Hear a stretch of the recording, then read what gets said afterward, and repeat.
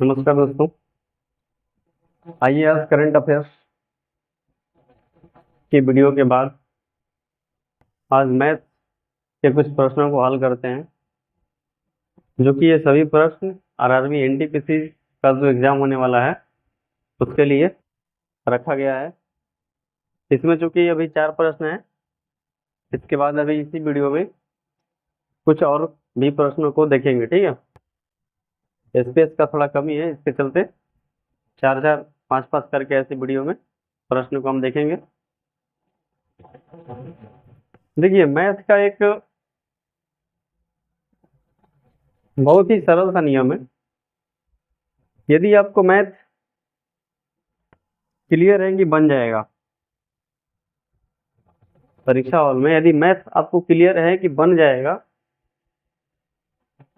तो बन जाएगा, आपको नंबर मिल जाएगा उसका। ये चीज जीके जीएस और करंट अफेयर के साथ नहीं है। मैथ में 100% ये चांस रहता है कि यदि आपसे ये मैथ बनने लायक है और आप इसे बना रहे हैं तो आपको +1 आने वाला है, उसमें नो डाउट। रीजनिंग में थोड़ा बहुत डाउट हो जाता है। जैसे मान लीजिए कि आपको कभी कभी सोचने वाला प्रश्न हो जाता है। जैसे मान लीजिए कि 4 में से कोई एक विकल्प यदि बोलता है कि विषम कौन सा है, इसमें आप कभी कभी क्या होता है कि दो शब्द जो होते हैं एक जैसे होते हैं, उसमें थोड़ा कंफ्यूजन हो जाता है। लेकिन मैथ में ये चीज नहीं है। करंट अफेयर्स जीके जीएस के साथ तो बिल्कुल ही नहीं है, क्योंकि यदि आप जीके जीएस करंट अफेयर लगाने जाते हैं तो आपको 10% तो आप मान के चलिए कि उसमें थोड़ा तुक्का लगाना पड़ता है, थोड़ा अपना सेंस लगाना पड़ता है, थोड़ा आपको बहुत सारा हिस्ट्री, भूगोल, ज्योग्राफी, इकोनॉमिक्स में जाकर सोचना पड़ता है कि इस प्रश्न का जवाब क्या होगा, यदि आप थोड़ा फंस रहे हैं तो। लेकिन मैथ में ये चीज नहीं है। मैथ में सीधा सीधा है कि यदि आपको आता है तो आप बनाइए, और नहीं आता है तो आप मत बनाइए। यदि बनाए हैं तो आपको +1 मिलेगा। उसमें कोई तुक्का लगाने की, कोई अंदाज लगाने की जरूरत नहीं होती। ठीक है, तो मैथ के साथ ये सबसे बहुत बढ़िया चीज होता है। और मेरिट जो है आज के डेट में दो चीजों पर बनता है, मैथ और करंट अफेयर्स। ये दो चीजों पे ही आज के डेट में मेरिट बन रहा है। क्योंकि जहां तक देखा जाए कि जीके जीएस लगभग लगभग 70 से 80% स्टूडेंट्स का ठीक रहता है। जीके जीएस रीजनिंग सोचने का विषय है, आप जितना ज्यादा सोच सकते हैं रीजनिंग बन जाएगा आपसे। लेकिन मैथ क्या है, डायरेक्ट हिट एंड रन वाला प्रश्न है। हिट एंड रन यानी कि आप जस्ट बनाएंगे आपको मार्क्स मिलेंगे, नहीं बनाएंगे तो नहीं मिलेगा। ठीक है, और करंट अफेयर के साथ भी यही हाल है। यदि करंट अफेयर्स आपको आ रहा है तो आप लगाइए, यदि नहीं आ रहा है, आपके दिमाग से ऊपर ऊपर जा रहा है, आप छोड़ दीजिए। ठीक है, इसमें कोई सोचने वाला सिस्टम ही नहीं होता। कभी कभी तुक्का लगा सकते हैं, लग जाता है, लेकिन मैथ के साथ सबसे बढ़िया चीज यही होता है। तो आइए मैथ कुछ आज प्रश्न है उनको देखते हैं और खूब बढ़िया तरीके से हल करते हैं, जो कि हमारे एनटीपीसी एग्जाम्स में इस तरह के प्रश्न बार बार पूछे जाते हैं। प्रश्न ये है कि z+z = 4, तो 1/2 इंटू z² + 1/z² का वैल्यू क्या होगा। देखिए, z+1/z = 4 दिया है। अब इसका क्या करेंगे, दोनों तरफ वर्ग करिए, स्क्वायर करिए। तो z² + z² 2 + 2 into z into 1/z करने का मतलब कि a² + b² + 2ab, ये z है। ये a + b का होल स्क्वायर बन गया, तो ये हो गया a² + b² + 2ab = कितना हो गया, ये 16 हो जाएगा। ठीक है, यहाँ से देखिए z² + 1/z² प्लस ये z से z कट जाएगा तो क्या हो जाएगा, 2 = 16। यानी कि z² 1/z² ये दूर इधर जाके घट जाएगा, तो 16 - 2 = 14। ठीक है, अब चूंकि ऑप्शन में देखिए 14 है, जैसे ही आप बनाइएगा तो 14 आएगा। और जल्दीबाजी में यही तो क्या होता है, अब 14 मार के निकल जाइएगा, लेकिन ये क्या है, गलत है। आपके प्रश्न में क्या पूछा है, 1/2। यहाँ ध्यान देंगे क्या पूछा हुआ है, 1/2 इंटू z² + 1/z²। तो 1/2 इंटू ये 1/2, और ये पूरा का वैल्यू यहाँ कितना आया है, 14। यहाँ से 2 कटेगा, 7 बार में आंसर क्या होगा? 7 होगा। ठीक है, अगला देखिए। एक व्यक्ति 2 पासे एक बार उछलता है, क्या संभावना है कि 2 फलकों की संख्याओं का योगफल 5 होगा? बहुत ही आसान प्रश्न है, परीक्षा का प्रश्न है। देखिए, 2 पासे फेंकेंगे, उसमें आना कितना चाहिए? जोड़ने पे 5 आना चाहिए। यदि हम एक एक यानी कि पहला पासा ये हो गया और दूसरा पासा यदि ये फेंक रहे हैं, तो एक पर एक आया, एक पर एक आया, इस पर यदि एक आया तो इस पर 2, ऐसे हम लेके चलते हैं सीरियल नंबर से। ठीक है, एक बार और फेंके तो क्या होगा? यहाँ मान लीजिए कि 2 आया, यहाँ एक, ये 2, एक, 2, 2, 2, 3, 2, 4, 2, 5, 2, 6। ठीक है, पहले एक, फिर 2, फिर 3, फिर 4, ऐसे लेके चलेंगे कितने बार? 6 बार, यानी कि 1, 2, 3, 4, 5, 6। तो 6 का कितना हो जाएगा? पूरा जो हमारा कुल संख्या जो होगा कितना हो जाएगा? 36 होगा। ये तो ठीक है। दोनों फलकों पे जोड़ने के बाद 5 आना चाहिए। जैसे 5 देखिए यहाँ आएगा और एक बार यहाँ आएगा, यानी कहने का मतलब कि हर लाइन में 5 कितनी बार आएगा? एक बार आएगा। तो ये लाइन कितना बार चलता है? अब इसको करके देखेंगे, 3 वाला लेके चलेंगे तो 3 1, 3 2, 3 3, 3 4, 3 5, 3 6। ठीक है, तो इसमें जोड़ने पे 3 और 2 5, यानी दोनों फलकों पे जोड़ने के बाद कितना आना चाहिए? 5 आना चाहिए। इसको जोड़ेंगे तो 5, फिर यहाँ देखेंगे तो 5, फिर यहाँ देखें तो 5, ऐसे करके सब पे आएगा, सब पे नहीं आएगा, ध्यान रखिएगा। ये हो गया 3 वाला। 4 वाला देख लेते हैं यहाँ पे। 4 1, 4 2, 4 3, 4 4, 4 5 और 4 6, यहाँ पे 5 आएगा। जैसे ही 5 वाला शुरू होगा तो 5 1, 5 2, 5 3, नीचे इसके बाद और आएगा। लेकिन यहाँ पे 5 और 1 जोड़ेंगे तो कितना हो जाएगा? 6 हो जाएगा। तो यहाँ शुरुआत ही 6 से होगा, यानी कहने का मतलब हम कहाँ तक चल लेके चलना है? 4 तक। यानी कि 5 जोड़ने पर, दोनों को जोड़ने पे 5 जो आएगा कितनी बार आएगा? एक बार, 2 बार, 3 बार और यहाँ एक बार, 4 बार। ठीक है, तो इसकी क्या परीक्षा होगी? इसकी परीक्षा हो जाएगी 4 बटे में कुल कितनी बार? 36। घटेगा तो ये हो जाएगा 1 बटा में 9। ठीक है, आंसर क्या होगा? 1/9। चलिए आगे देखते हैं। देखिए अगला प्रश्न देख लीजिए पहले। अगर sine theta plus cosec theta is equal to 2 है, तो साइन का पावर 153 थीटा प्लस कॉसेक का power 253 theta is equal to what? Option ये रहा, ए बी सी डी। ठीक है, आइए हल करते हैं।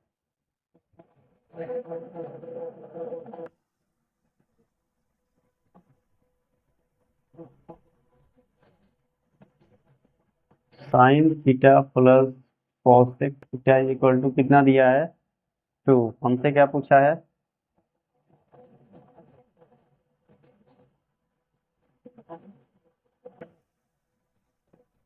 ये पूछा हुआ है। देखिए यदि यहाँ पे हम थीटा का वैल्यू कितना लें? 90 डिग्री, तो क्या होगा? Sine 90 degree plus cosec 90 degree. Sine 90 का वैल्यू 1, कोसेक 90 का वैल्यू कितना होता है? 1, 1 1 कितना आ गया? 2। यानी कि 90 का वैल्यू, थीटा का वैल्यू यदि हम यहाँ पे 90 रखते हैं तो ये समीकरण क्या है? सही है। यानी कहने का मतलब कि R H S is equal to, देखिए L H S is equal to R H S, यानी कि लेफ्ट हैंड साइड और राइट हैंड साइड दोनों क्या हो जा रहा है? बराबर आ रहा है।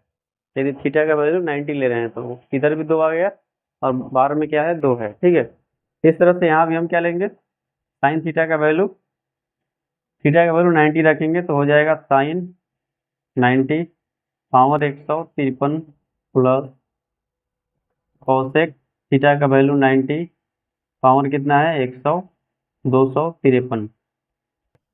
ठीक है। साइन 90 का वैल्यू 1, पावर कितना है 153, प्लस कोसेक 90 का वैल्यू 1, पावर कितना है 253।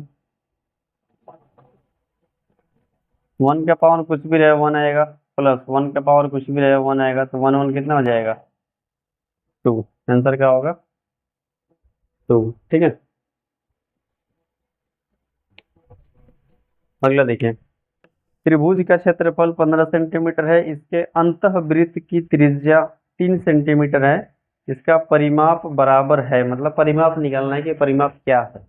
ठीक है, इसको आप नोट डाउन करेंगे।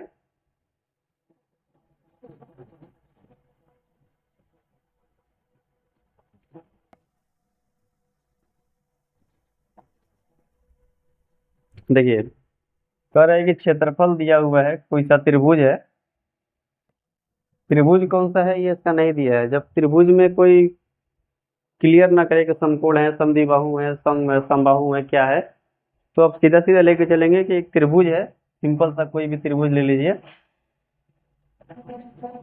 क्षेत्रफल कितना दिया है 15 सेंटीमीटर, इसके अंतःवृत्त की त्रिज्या 3 सेंटीमीटर, यानी इसके अंदर में एक वृत्त बना हुआ है, इसकी त्रिज्या कितनी दिया हुआ है 3 सेंटीमीटर। ठीक है, इसका परिमाप क्या है, परिमाप को हम किससे दिखाते हैं, पहले एक बार हिंदी में लिख लीजिए, परिमाप को दिखाते हैं हम एस, सॉरी पैरामीटर पूरा पी से दिखाते हैं, और एस से हम क्या दिखाते हैं अर्ध परिमाप।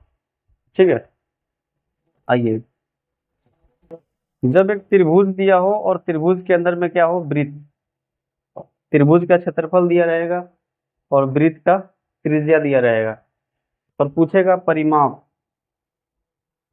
तो इन तीनों में एक संबंध होता है कि त्रिभुज की त्रिज्या बराबर, त्रिभुज का जो अंदर में वृत्त है उसकी त्रिज्या बराबर अंतःवृत्त की त्रिज्या बराबर त्रिभुज का क्षेत्रफल बटा में क्या लिखते हैं अर्ध परिमाप।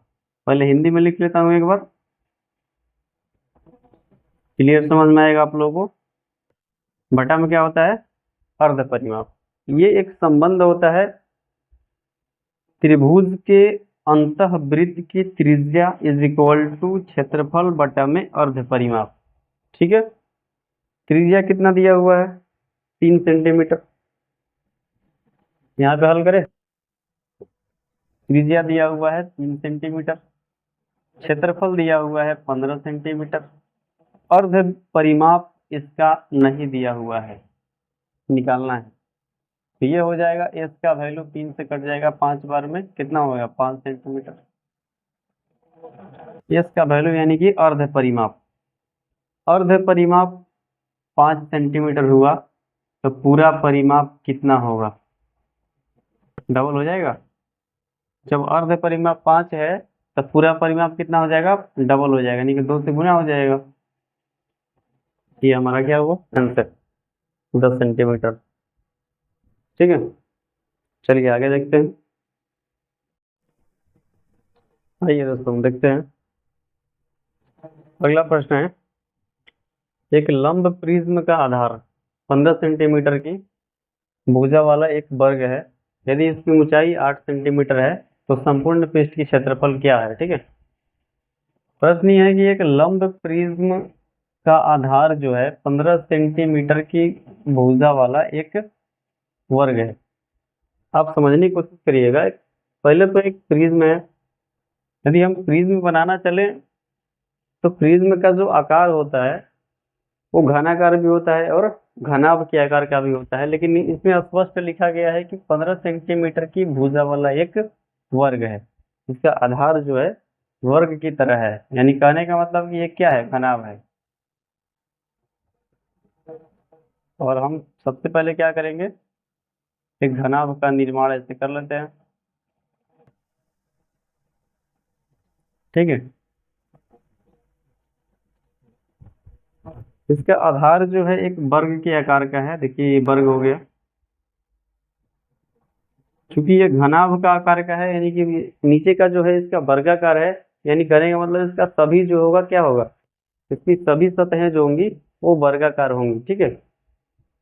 और इसका लंबाई कितना दिया है, 15 सेंटीमीटर। यदि इसकी ऊंचाई 8 सेंटीमीटर है तो संपूर्ण पृष्ठीय क्षेत्रफल क्या होगा। देखिए, यदि ये घन होता, यदि ये क्या होता, घन होता, तो घन का आयतन कितना होता है, भुजा क्यूब, और घन का पृष्ठीय क्षेत्रफल कितना होता है, 6 इंटू भुजा स्क्वायर, 6 इंटू भुजा स्क्वायर, ठीक है। हमको क्या चाहिए, संपूर्ण पृष्ठीय क्षेत्रफल किसका, लंब प्रिज्म का, यानी कि अभी ये हमें क्या दे रखा है, ये घन नहीं है, ये प्रिज्म है। घन के आकार का है लेकिन घन नहीं है, ये क्या है, प्रिज्म है। यदि घन होता तो इसकी सभी भुजाएं बराबर होती, लेकिन इसमें ये बोल रहा है कि इसकी ऊंचाई जो है, इसका ये ऊंचाई जो है कितना है, 8 सेंटीमीटर है। इसकी ऊंचाई कितनी है, 8 सेंटीमीटर है, ठीक है। यानी कहने का मतलब कि आधार ही सिर्फ इसका क्या है, वर्गाकार है, बाकी अलग अलग हो सकते हैं। लेकिन हम इसको यदि घन के रूप में लेके चलें तो समझने में थोड़ा आसानी होगा। देखिए कैसे समझते हैं इसको। हमें क्या निकालना है, संपूर्ण पृष्ठीय क्षेत्रफल। यदि ये घन होता तो घन का संपूर्ण पृष्ठीय क्षेत्रफल कितना होता, 6a²। हमें क्या निकालना है, 6a², ठीक है। और देखिए 6a² को हम लिख सकते हैं 4a² प्लस 2a²। हम अभी क्या कर रहे हैं, फॉर्मूले का निर्माण कर रहे हैं। ये लंब जो प्रिज्म है, ये लंब प्रिज्म जो है, इसके फॉर्मूले का निर्माण कर रहे हैं हम लोग घन के सहायता से, ठीक है।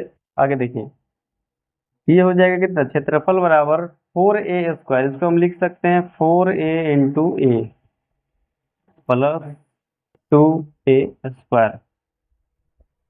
कुछ समझ में आ रहा है आप लोगों को। आगे देखिए, ये 4a जो हो गया, ये नीचे जो वर्गाकार बना हुआ है, यदि हम आपसे पूछे कि वर्ग की परिमिति क्या होती है, यानी कि वर्ग का परिमाप क्या होता है, तो चारों भुजाओं का योग, यानी कि 4a, यानी कि ये 4a जो है ये क्या बन गया, परिमाप। परिमाप किसका, लंब प्रिज्म के आधार का परिमाप, यानी आधार जो ये दिया गया है, लंब प्रिज्म के आधार का परिमाप 4a इंटू ये ए जो दे रखा है,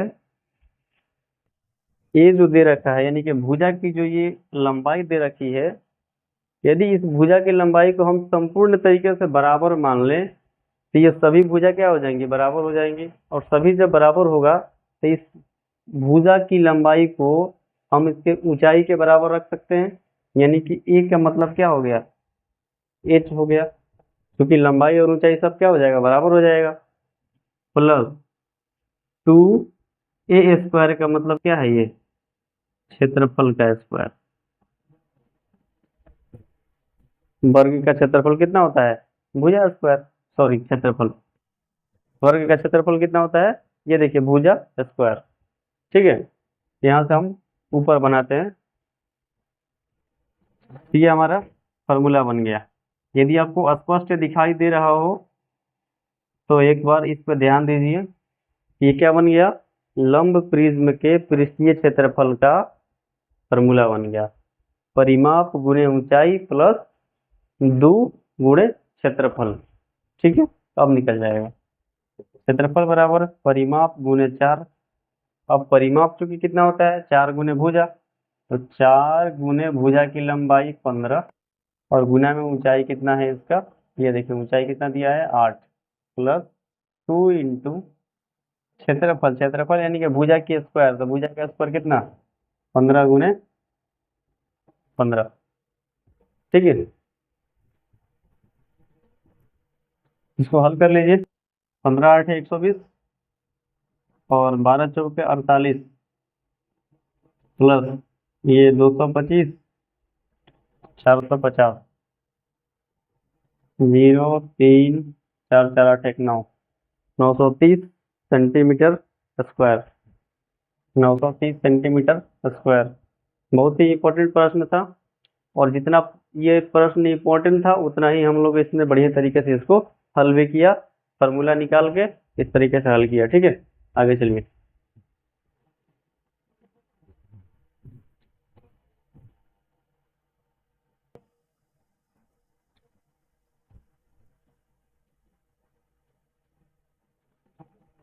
तीन सौ में कौन सी सबसे छोटी संख्या से गुणा किया जाए ताकि संख्या 105 की गुणज हो जाए? ऑप्शन दिया है 35, 7, 21, 3। 300 में किस संख्या से गुणा किया जाए? यदि हम 3 से गुणा करते हैं तो 105 से कटेगा। ट्राई करके देखते हैं। 3 से कट जाएगा, ये तीसरी का 9 कितना हो जाएगा? 1, 3, 5, 15, 35, 7, 5, 35, 20, 5, 100। और ये 7 से क्या होगा कि ना 3 कटेगा ना 20 कटेगा, यानी कि यहाँ पे क्या 3 नहीं होगा। सबसे छोटी संख्या 3 नहीं होगा, ऑप्शन से लेकर चलेंगे। और एक चीज और कि हमने इस प्रश्न में कहीं कहीं ऑप्शन नहीं दिया है, जिसमें ऑप्शन की जरूरत है उसी में ऑप्शन दिया है, बाकी में ऑप्शन नहीं होगा। ठीक है, इसके लिए आप परेशान मत होइएगा। 300 में किस संख्या से गुणा करें? 3 से तो हो गया, 3 तो नहीं हो रहा है। अब इससे छोटा कौन है? 7 है। 7 से गुणा करके देखते हैं, 105 से विभाजित हो रहा है तो 7 से कट जाएगा 21 बार में। 3, 7, 21। नहीं हो रहा है। 7 से कटेगा ये, 7, 1, 15 बार में कटेगा ना, 15 बार में। और ये कितना है यहाँ पे 300, तो 7 से ये कट गया 15 बार में, 15 दूनी 30, यानी कि 20 बार में ये कट गया, पूरा पूरा कट गया। ये आंसर क्या होगा?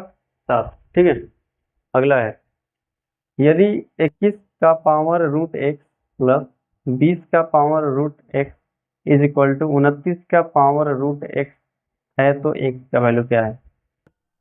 पावर में क्या दे रखा है? Root x.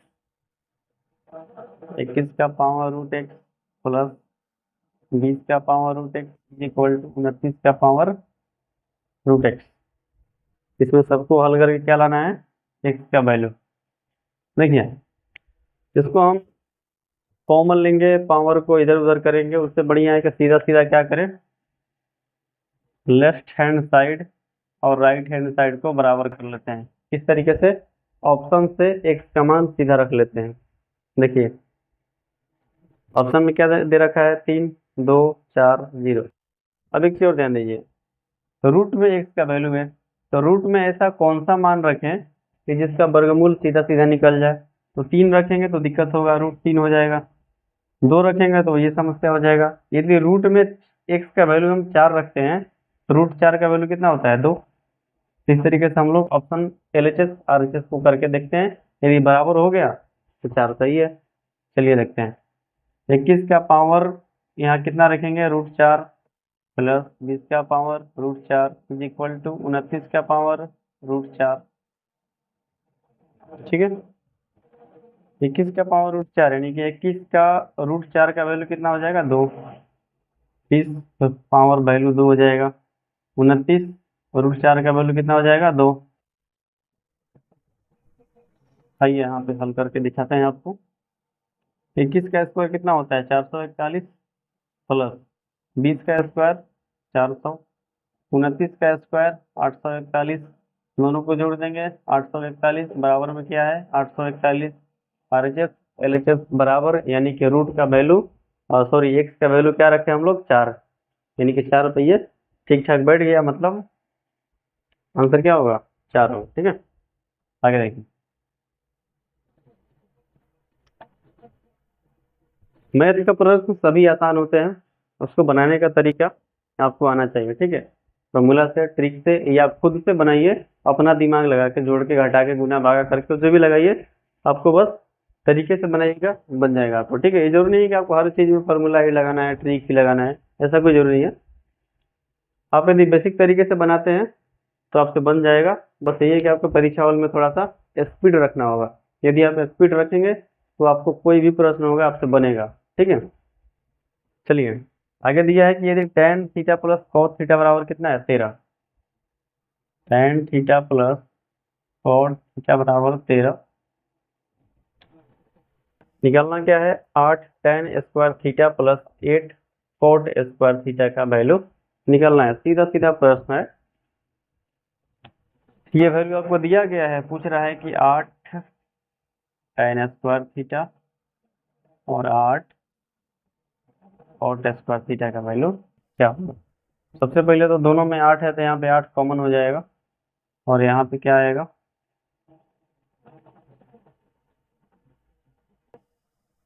ठीक है। एक चीज ध्यान दीजिए, यहाँ पे जो दिया है इसका हम क्या करेंगे पहले, क्योंकि यहाँ देखिए क्या है, tan square theta plus cot square theta, simple है। 8 into tan square theta plus cot square theta. यदि इसका वैल्यू हमें मिल जाए और यहाँ पे हम रख दें तो 8 से गुणा होने के बाद हमारा आंसर आ जाएगा, ठीक है। तो इसके लिए हमें क्या करना पड़ेगा कि ये जो इक्वेशन दिया गया है यहाँ पे tan theta plus cos theta, इसके हम दोनों तरफ क्या करेंगे, वर्ग करेंगे और वर्ग करने के बाद इसका वैल्यू आ जाएगा, ठीक है। तो ये हल करते हैं।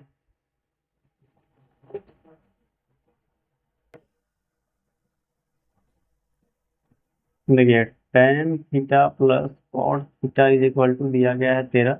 यदि इसके दोनों तरफ हम स्क्वायर कर दें तो कितना हो जाएगा, tan square theta plus cot square theta, मतलब a प्लस बी का होल स्क्वायर, सीधा सीधा है, a प्लस बी का होल स्क्वायर, तो a square plus B square plus 2ab is equal to 13 का स्क्वायर कितना होता है, 169, ठीक है। अब देखिए इतना का वैल्यू हमको यहाँ पे चाहिए, तो यहाँ पे हम लिख लेते हैं tan square theta plus cot square theta plus 2 into tan theta into cot theta का वैल्यू कितना होता है, 1। त्रिकोणमिति में आपको पता होगा कि tan theta into cot theta का वैल्यू कितना होता है, 1, और 2 यहाँ पहले से ही है, इज इक्वल टू 169 दिया है। कितना इज इक्वल टू कितना हो गया, देखिए यहाँ पे 2 में 1 से गुणा होगा 2, और ये प्लस में है और ये प्लस इधर जाएगा तो इधर क्या होगा, माइनस, यानी कहने का मतलब कि यहाँ से ये 2 जो है हट जाएगा तो यहाँ पे जाके घट जाएगा। जब यहाँ से 2 हटेगा तो इधर 2 घटेगा, प्लस में है तो जाएगा माइनस में, सीधा सीधा है। ये कितना हो गया, 167, यानी कहने का मतलब tan square theta plus cot square theta का वैल्यू 167, यहाँ पे लिख देंगे 167। यही चाहिए था हमको, मिल गया यहाँ से, ठीक है। गुणा कर लेंगे आंसर। बहुत ही आसान प्रश्न है, बस ये है कि आपको थोड़ा मेहनत करना पड़ेगा। चलिए आगे देखते हैं।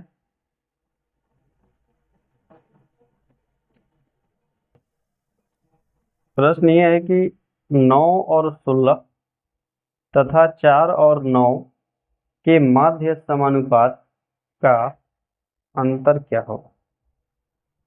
माध्य समानुपात, मीन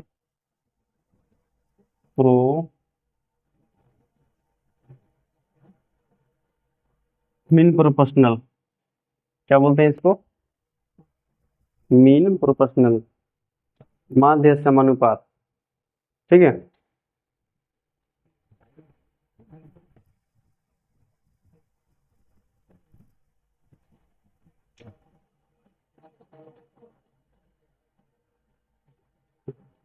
यदि दो संख्या है a और b, इसका यदि हमें माध्य समानुपात निकालना हो तो a और b का